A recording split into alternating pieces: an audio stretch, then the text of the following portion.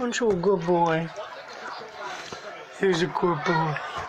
This is how Isaiah Trammell's family wants the world to remember their son, a 19-year-old with a big heart and a voice he loved to share. Because this album's going to blow up. Like, you'll see it's going to trend on SoundCloud. Trust me. We told him, dude, you can do anything you want in the world. Just because you might be neurodivergent doesn't mean you can't be successful. Isaiah's dreams of becoming a music artist came to an end following his arrest on March 13th, 2023. Isaiah was having a bad night. The teen had previously moved out on his own, living in an apartment in Lebanon. He was having a mental health episode and a lot of anxiety, so he was getting loud and being very vocal. Not knowing what was going on, a neighbor called 911. Lebanon police responded. He expressed to them that he was suicidal. They transferred Isaiah to Montgomery County, where he had an outstanding domestic violence warrant, a warrant his family says was mistakenly issued. In the past, when he's had episodes like that before, and we've done wellness checks, they would come, and then he would get transferred to the hospital, and he would get the help he needed. That didn't happen that night at all. He didn't get the help he needed.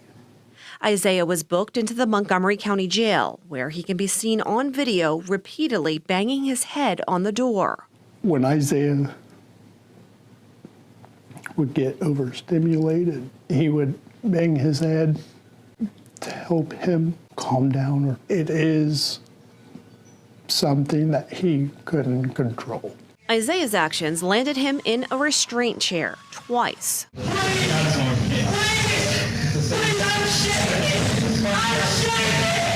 Jail staff can be seen photographing the swelling on his head as Isaiah asked for meds. Can you please help me get out of here and get to a better spot? I couldn't imagine what he went through. There's no way I could imagine the torture, the thoughts. At one point, a medical worker appeared to calm Isaiah down. In through the nose, out through the mouth. Can you calm down for me? 10 hours after he was first booked into the jail. Isaiah started going in and out of consciousness. And then that's when they made the determination, okay, it's probably time to transport him to the hospital. Isaiah died 3 days later from complications of blunt force head trauma. The coroner ruled his death a suicide. I'm disappointed that nobody got him the help or care that he needed. I don't believe anybody has been trained on how to handle a neurodivergent with sensory issues. Isaiah's family has now filed a federal civil suit against Montgomery County and NAFCARE, the company contracted to provide medical care to inmates. There needs to be a way for these folks to identify people like Isaiah. And the biggest thing I think something else is a culture change within our jails, the way we handle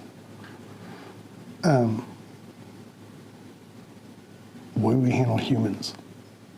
Isaiah's voice may be gone. I really wanted to make it to the top, and I know I probably should. But his family believes it still needs to be heard in their fight for justice, for better care, and deeper understanding of people with autism.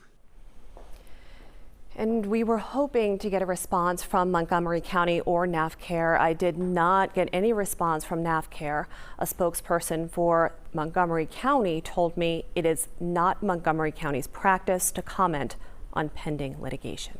Mike, Sheree. It is certainly hard to watch. You can only imagine for families who have someone with autism in their family and sensory issues. Karen was even telling us as the story was going on, just him having to wear a seatbelt at times was too much to handle because of that touch, you know. Yeah, tragic in so many ways, but yeah, being in jail at that moment is not the place where that young man needed to be, and there has to be more training and better ways of handling it, for sure, right. No doubt about it.